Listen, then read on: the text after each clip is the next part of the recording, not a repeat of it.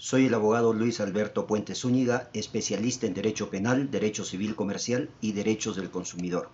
El día de hoy vamos a hablar acerca de qué sucede si no pago mi crédito bancario. Va a depender del tipo de crédito para que la entidad financiera pueda accionar legalmente contra usted.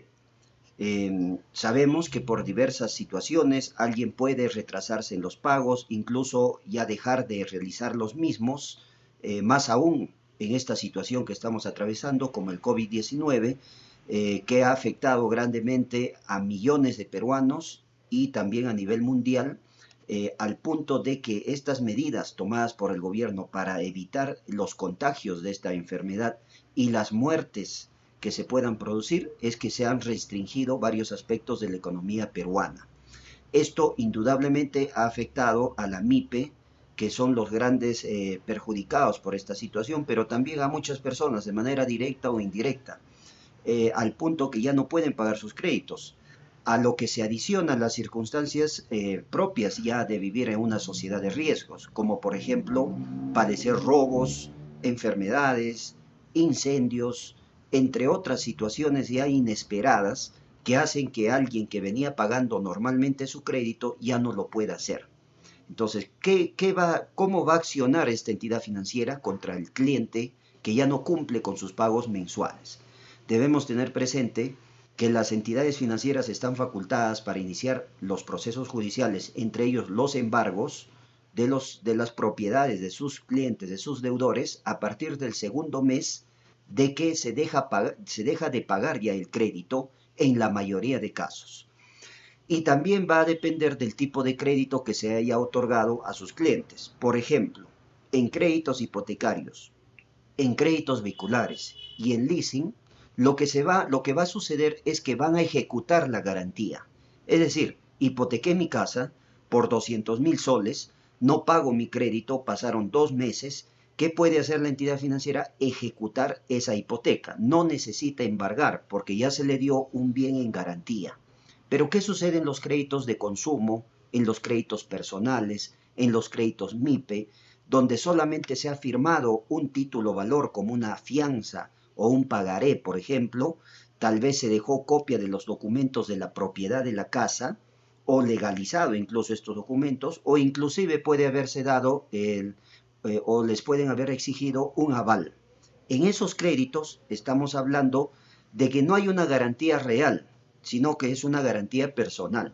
En esos casos, sí, la entidad financiera puede solicitar un embargo de los bienes del deudor o del aval. Entonces tenemos dos tipos de crédito: créditos con garantía real, que es la hipoteca, por ejemplo, y créditos con garantía personal, que son los créditos de consumo, como los personales o los MIPES. En los créditos con garantía real van a ejecutar la garantía, no necesitan embargar nada, y en los créditos con garantía personal sí van a embargar un bien. Entonces, ¿cuándo lo van a hacer? A partir de los 2 meses de que uno dejó de pagar. Por eso es bueno prevenirse, asesorarse y resguardarse de tal manera que no salgan más perjudicados. Estas medidas cautelares en los créditos personales no se les va a poner de conocimiento al deudor hasta que ya fueron embargados, y pueden recaer sobre bienes inscritos o no inscritos.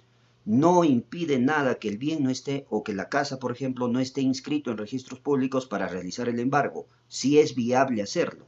En estos casos va a ser en forma de depósito y se le va a nombrar al propietario depositario del mismo, es decir, va a conservar la posesión inmediata hasta que culmine el proceso, y si no lo hiciera va a incurrir en un delito y va a tener mayores problemas. Entonces, sí se puede embargar cualquier bien, inscrito o no inscrito. Es más, cuando se trata de vehículos hay que tener mucho más cuidado. Si yo dejé de pagar a una entidad financiera y tengo mi carro, tal vez que lo destino para el taxi o para el colectivo, o una minivan que hago transporte interurbano, esos vehículos se pueden embargar. Y el embargo en esos casos puede ser con inscripción registral del embargo en la partida correspondiente, o con desposesión, es decir, secuestro del vehículo. Usted está transitando, ¿no?, y de improviso le interviene la policía y le quita el vehículo. Entonces, en esos casos también hay que tener muchísimo cuidado. Vamos a entrar en un supuesto en el cual alguien que debía a una entidad financiera, finalmente quebró y transfiere su casa o su vehículo a una tercera persona. Y esta tercera persona, que actuando de buena fe, adquiere esos bienes y finalmente le llega una medida cautelar de embargo. Y esto es posible. ¿Por qué? Porque el deudor, al momento de sacar el crédito, por ejemplo, dejó las copias de la casa, incluso hasta legalizadas. Luego lo vende, después supongamos de 5 meses que dejó de pagar, luego de 8 meses la entidad financiera inicia un proceso judicial que finalmente le notifican a la casa embargando esa propiedad, pero cuando ya antes del embargo ya se había vendido a un tercero. ¿Qué hacer en esos casos?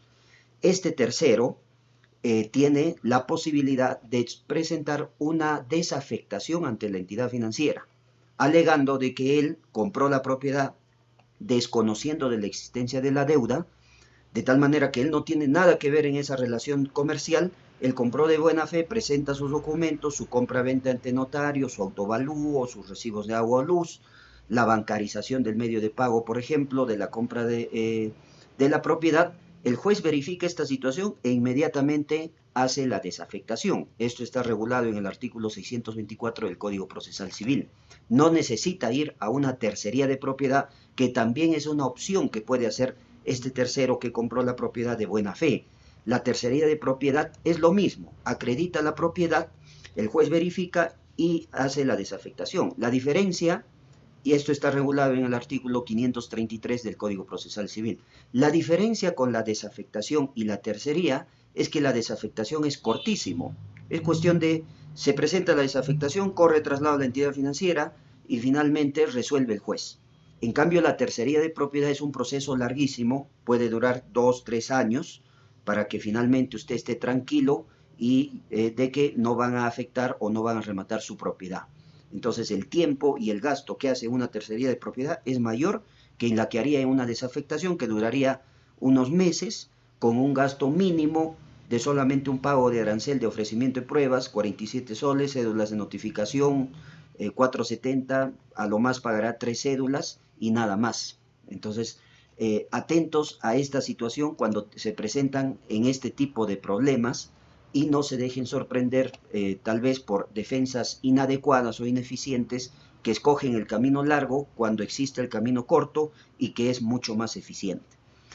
El acreedor también puede protegerse de esta situación, es decir, la entidad financiera no es que está desprotegida, pero tiene ciertos requisitos. Por ejemplo, el artículo 195 del Código Civil dice, si esa transferencia fue a título gratuito, el acreedor puede pedir que se declare ineficaz esa transferencia. Por eso es que si esa compraventa, por ejemplo, lo hizo como donación por ahorrarse el pago, por ejemplo, del impuesto a la SUNAT, lamentablemente esa transferencia va a ser ineficaz. Por eso es que tiene que ser a título oneroso. Ahora, ¿qué le dice el Código Civil a la entidad financiera? Si es a título gratuito, puedes pedir que se declare ineficaz esa transferencia y tú embargas esa propiedad y finalmente si no te pagan lo ejecutas, lo rematas. Y también le dice el Código Civil, ¿y qué pasa si es a título oneroso? ¿Qué necesitas hacer para declarar ineficaz esa transferencia a la entidad financiera? Entonces el Código Civil le dice, si ha sido a título oneroso y este tercero que compró la propiedad ha tenido conocimiento del perjuicio que se le ocasionaba a los derechos del acreedor, en ese caso también será ineficaz esa transferencia. Por eso es que ocurren muchas veces situaciones lamentables donde alguien que debía a una entidad financiera lo vende su propiedad a un familiar, por ejemplo, a un hermano. Finalmente la entidad financiera hace un proceso judicial de ineficacia de la transferencia y le dan la razón, porque el juez sostiene, es más probable que el hermano conocía de las deudas a que no. Por tanto, al actuar de mala fe, al saber que con esa actitud de transferencia se le está perjudicando los derechos del acreedor, se tiene que declarar la ineficacia de esa transferencia. Entonces, muchísimo cuidado. Si uno tiene deudas, tiene que tener mucho cuidado si es que piensa transferir sus bienes, que sea si va a ser un familiar o un tercero. Tienen que asesorarse y tener precauciones al respecto para que ese tercero, que siendo un familiar, no se vea perjudicado después porque va a perder su dinero y va a tener muchos más problemas. También el Código Civil nos dice qué pasa si la transferencia se ha realizado no a uno, sino a este tercero ya también lo ha hecho a otro subadquirente. En esos casos ya el Código Civil es bastante tajante y dice que la declaración de ineficacia del acto no perjudica los derechos adquiridos a título oneroso, siempre a título oneroso, por los terceros subadquirentes también de buena fe, siempre y cuando sean de buena fe. Entonces, ahí viene, muchas veces hay consultas en este extremo en el que señalan qué pasa si se han hecho dos ventas. La entidad financiera puede cuestionar esa segunda venta o tercera venta. Ya no, de acuerdo al artículo 197 del Código Civil, pero siempre y cuando sea de buena fe. La buena fe es importantísimo en las transacciones comerciales. Quien actúa de buena fe está protegido, está garantizado su derecho y también siempre y cuando sea título oneroso. De lo contrario, podría verse afectado en un proceso judicial. Finalmente, para terminar, hay bienes inembargables. Pese a que yo debo, no me van a embargar, no lo van a poder embargar. ¿Cuáles son estos? Están regulados en el artículo 648. Por ejemplo, los que son constituidos en patrimonio familiar. Es decir, papá, mamá, casados, tienen la familia y ellos dicen, queremos resguardar el patrimonio familiar, la casa, el negocio, en fin, sobre cualquier situación que pudiera suscitarse en el futuro, de tal manera que nadie lo pueda tocar. Entonces, ¿qué hacemos en ese caso? Se constituye patrimonio familiar. Es un procedimiento a través del notario que finalmente se inscribe en registros públicos y esto origina que, así se endeuden a futuro, los papás o cualquiera de los cónyuges no van a poder afectar ese patrimonio familiar, va a quedar totalmente indemne, es decir, protegido. Es una medida también que se puede tomar en determinadas situaciones cuando hay riesgos o simplemente por el hecho de ser sumamente cauto alguien respecto de los bienes familiares. Las prendas de estricto uso personal, como libros, alimentos básicos del obligado, de sus parientes, aquellos bienes que resultan indispensables para su subsistencia también son inembargables. Las máquinas, vehículos, utensilios, herramientas que tienen que ver con el ejercicio directo de la profesión, oficio, enseñanza o aprendizaje del obligado, inembargables.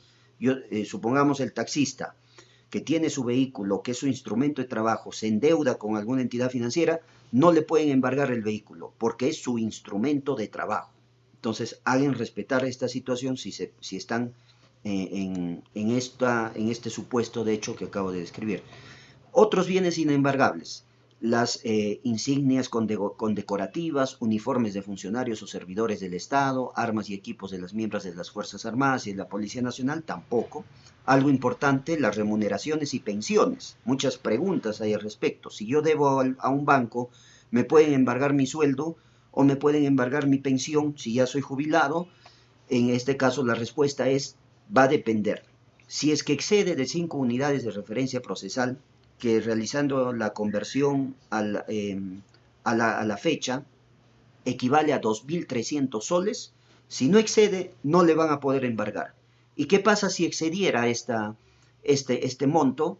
Le podrán embargar, pero solamente hasta un 30% del exceso.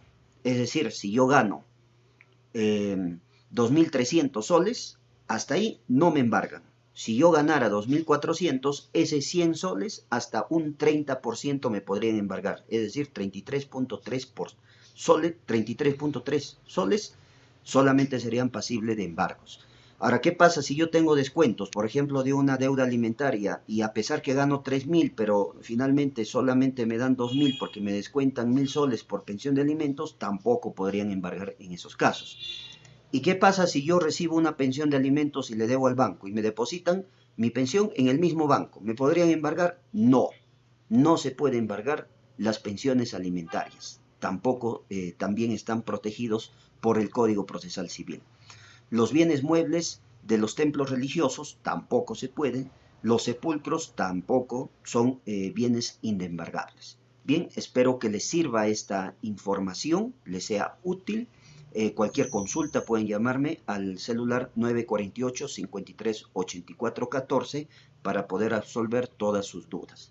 Gracias por su atención.